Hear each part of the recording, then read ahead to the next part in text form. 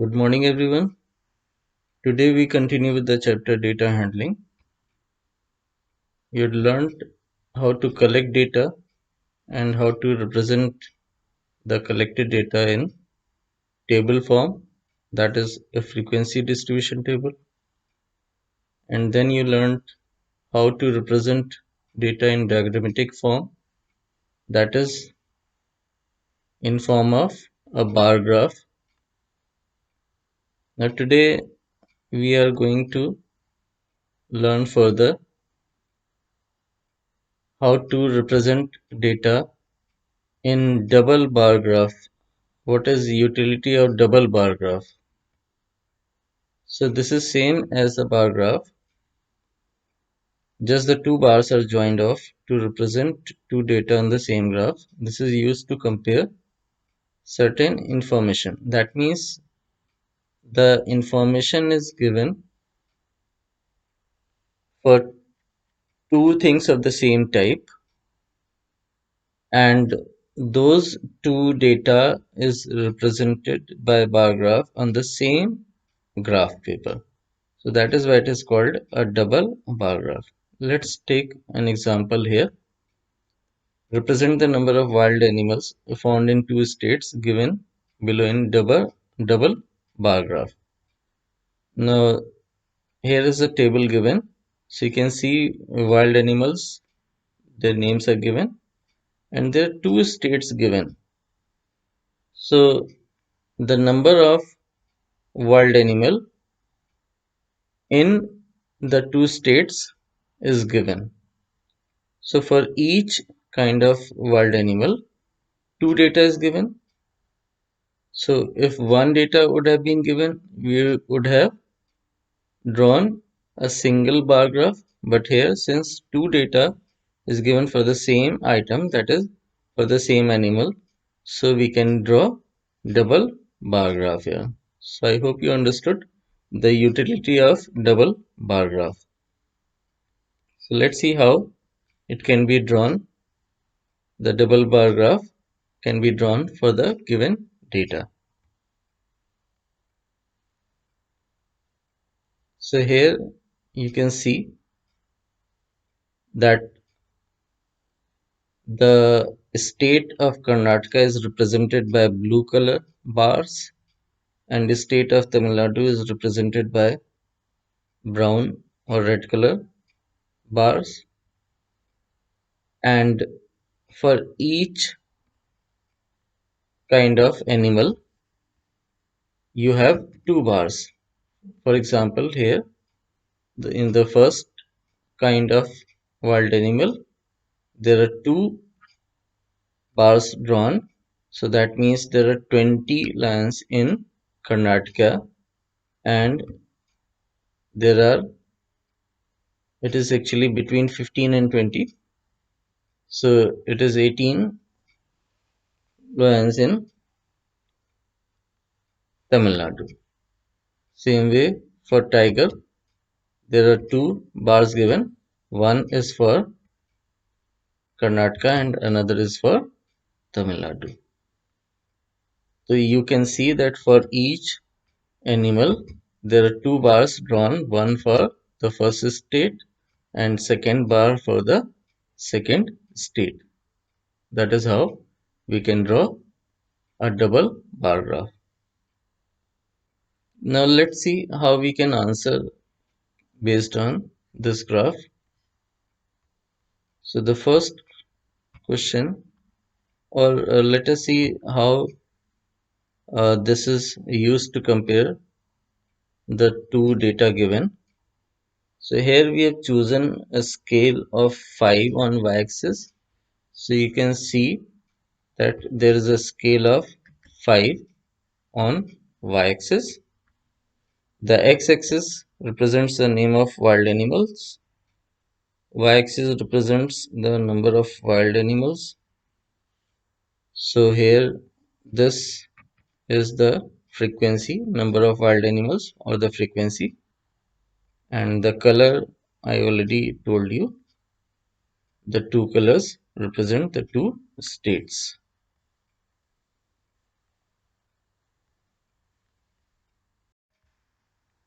Now I'm going to show you a video which will show you the difference between the two bar graphs, that is single bar graph and double bar graph, and what's the importance of drawing the two graphs and what do we interpret from them. So let's watch the video carefully. Bar graph. We have learned how information is collected and put it in a tabular form, which further can be represented into a bar graph. By looking at bar graph, we get information such as which subject is liked by maximum or minimum number of students, or which is the most favorite or the least favorite subject. A bar graph is a representation of numbers with bars of equal width. The length of the bar depends upon the frequency of numbers for each category. A bar graph also depends upon the scale which you have chosen. It is also important to give a title to a bar graph. The title of the bar graph provides a general information to the reader about what is being measured. Let us understand how the scale is chosen for a particular type of information. For example, 500 students were asked about their favorite club in their school. This table shows the information of 500 students about their choice of club. Now, choose a suitable scale. Start the scale at 0. The greatest value in the given data is 230. So we have to consider a value greater than 230. For example, we can consider the scale till 250. Use equal divisions along the axis. In this graph, we can take the scale as equal intervals of 50. We know that all the bars would lie between 0 and 250. We choose the scale such that the length of the scale is neither too long nor too small. Here, we can take 1 unit equal to 50 students. Next, mark the divisions along the x-axis and write the name of the clubs. Now, draw the bar graph. From the graph, we conclude that the choice for robotics club is more, while the choice for dramatics club is very less. Sometimes we have two collections of data and we need to compare those. In such a case, we need two graphs. You can see here that these graphs are about the performance of Riya and Ravi in various subjects. In such a case, it would be difficult to compare each category one after the other by looking into the graphs. So, for such case, there is another method of representation of graph called as double bar graphs. A double bar graph is a representation of information using two bars placed side by side at various heights. Just like a bar graph, a double bar graph too has x-axis, which has categories to be compared, and y-axis, which has scale. A double bar graph also has title. This type of bar graph has a key. A key represents the information on what each color of the bars mean. Let us learn how to use double bar graph. In a class, teacher wants to compare the performance of 5 students in first term and in second term. She decides to use a double bar graph and compare the performance of all 5 students from a single graph. Let us see how she does that. To compare the performance of students in first term and second term, she tabulates the scores in this way. Draw two axes. Mark the axis as scores and students. Since the scores differ from one another, mostly by 5, 10, 15 or 20, it makes sense to choose a scale of 10.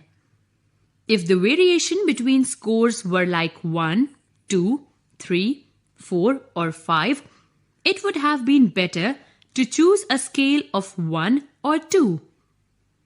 We put names on the x-axis and scores on the y-axis. Then we draw bars. Finally, we write the key and the title. From this graph, the teacher can easily now draw conclusion, such as 1. The lowest score in the first term is 45 and the highest score is 85. 2. The lowest score in the second term is 55 and the highest score is 100. 3. Divya's performance is better than Beena's. 4. Jyoti has improved her performance only by 3 marks. Similarly, such data can be put together in a double bar graph to get many other information to compare. For example, there was a survey done in a housing complex about the choice of sports of children. What can you infer from this double bar graph? We infer that cricket is the most favorite sports among girls and is played by more girls than boys. Almost equal number of boys and girls play basketball. Among all other sports, football is played by more number of boys.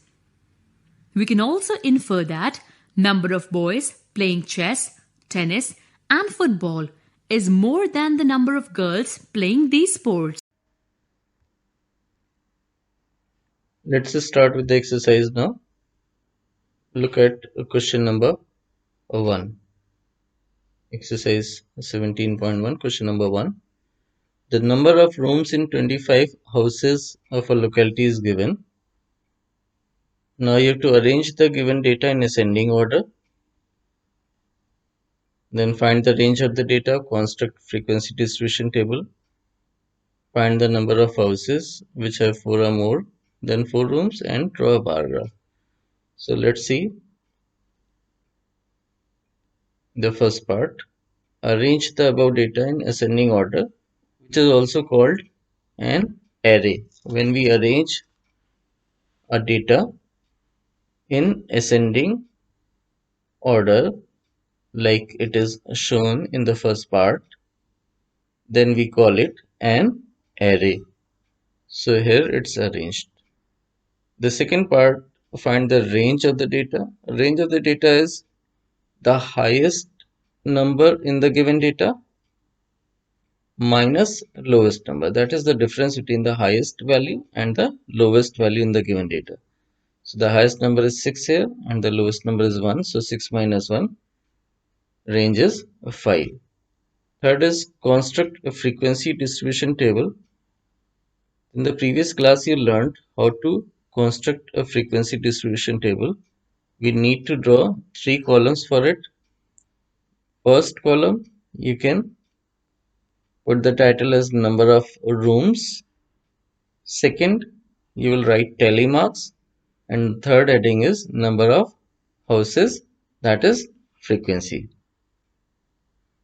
So as we have arranged here, you can see that we have already arranged the numbers in ascending order here. So how many times 1 appear here? Yes, you're right, it is 3 times. So tally marks will be 3. So we make 1 tally mark for each time the number appears in the given data. So 1 appears 3 times, so there will be 3 tally marks. And then the frequency will also be 3. As many tally marks are there, frequency will be that number. Now look at 2. How many times 2 appear in the given data? So 2 appears in the given data. How many times? It appears 4 times. So our tally mark will be 4. So 1, 2, 3, 4. So here you can see there are 4 tally marks, and then the frequency will also be 4. Now 3. Come to 3. How many times 3 appear? 3 appears 1, 2, 3, 4, 5, 6, 7, 8 times. So a tally mark will be 8. So 8, how do we make? So this is a packet of 5. 1, 2, 3, 4, and then a fifth line is a crossing line, right? So this you have to understand when we make this kind of line. So it makes a packet of 5. So 5 plus 3. So here it is 5 plus 3, that is 8. So that is how we get 8. So whenever you see this kind of line, that makes a packet of 5. So in 4, we have 5 because it's a packet of 5. So same way we can write each, for each number of room, we can write tally marks. We can make tally marks as well as we can write frequency. The fourth part is asking find the number of houses which have 4 or more than 4 rooms. Now 4 or more than 4 rooms. So 4 rooms is here. For 4 rooms we have 5 houses, and more than 4, so we have 5 number of rooms. So we have 3 houses and 2. So you can just total these 3 numbers to get the number of houses which have 4 or more than 4 rooms. So we have this number as 10. 5 plus 3 plus 2 is 10. Then you have to draw a bar graph to represent the given data. So let us draw the bar graph.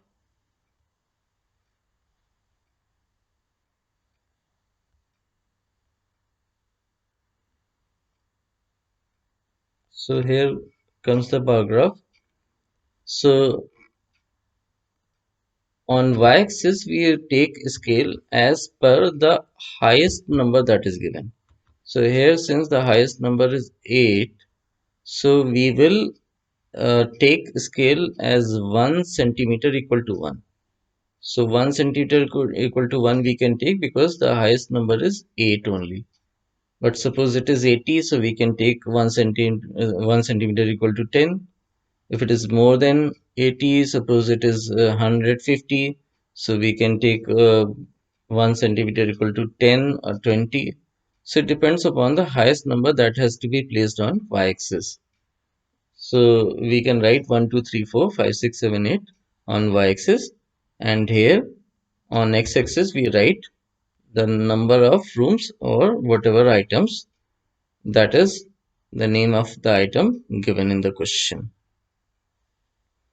So we need to mention the scale. It is compulsory that we need to mention the scale, that 1 unit height, or you can simply write 1 centimeter on x-axis. On x-axis 1 centimeter equal to how many houses? So it's 1 centimeter equal to 1 house here. So that is how we draw. And here one more thing you have to understand, that the distance in between the two bars should be kept uniform. So here this distance, suppose you are taking 1 centimeter, so everywhere it should be 1 centimeter in between. And second thing is that the width of the bar should also be same. It should not be uneven. So if you are taking 1 centimeter for first bar, it should be same for every bar. So these are the simple tips which you can follow so as to get full marks on the bar graph. And x-axis and y-axis, since we are taking, you already know x-axis and y-axis, so you need to mention the 2 letters where you have taken the axis. So writing axis, then writing scale, and taking uniform width, it's all compulsory. And then what you have taken on x-axis and what you have taken on y-axis, that you have to write on the 2 axes.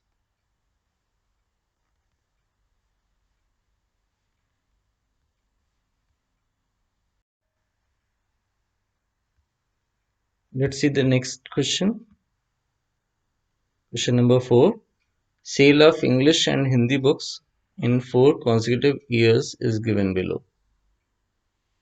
So here you can see that two data is given for each year. That is number of English books and number of Hindi books for year 2008 to 2011 is given in the data. So since double data is given for each year, so we can draw a double bar graph and answer the following questions. So let's see the solution. So here we have drawn the bar graph, double bar graph. Here English books are represented by gray color and Hindi books are represented by blue color. Though coloring is not compulsory, you can shade also. So it depends upon your choice whether you want to shade or you want to color it. Now for each year we will draw two bars adjacent to each other. Now this is very important that the two bars should be adjacent to each other for each year. So here you can see for 2008 we have two bars. One is the uh, gray color and the second one is represented by blue color. Now on y-axis, just see what is the maximum number, the highest number given. So you can just look at the table given and just see what is the highest number given. So the highest number given in the given data is 650 as it is shown in the question. So 650 you have to uh, take on y-axis. So 650 will somewhere come here. So you have to take 1 centimeter equal to 100. So that is why you can see that scale is given 1 unit height. So it's better that you write 1 centimeter equal to 100. 1 centimeter equal to 100 books rather than 1 unit height. If you write 1 centimeter equal to 100 books, that will be uh, more correct. So we'll write 100, 200, 300, 400 till 700 on y-axis, and on x-axis we'll write years. So for each year we have drawn the bars for the two different subjects. Now let us answer the questions. In which year was the difference in the sale of the two language books least? So least means which year, you can just highlight this least. So least means where is the difference between the two bars minimum. So here you can see the difference between the two bars is minimum in this case, that is 2011. So the first answer will be 2011. The second is, can you say that the demand for English books rose faster?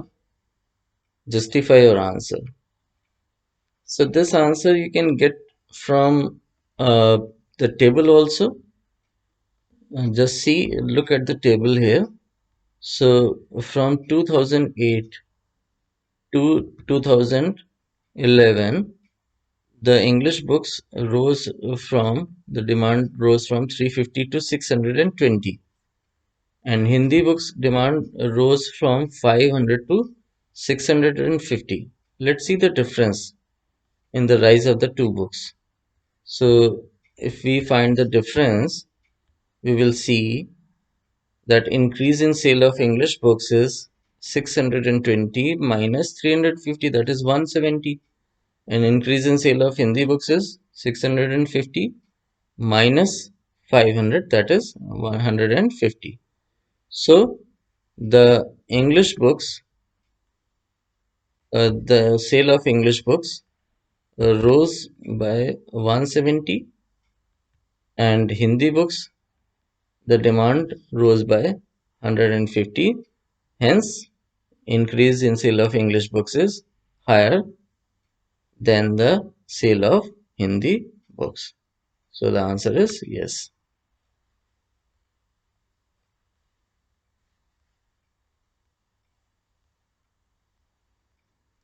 So this way we can draw the double bar graph and we can answer the questions by looking at the graph, or as well as we can look at the table and answer the questions. Thank you.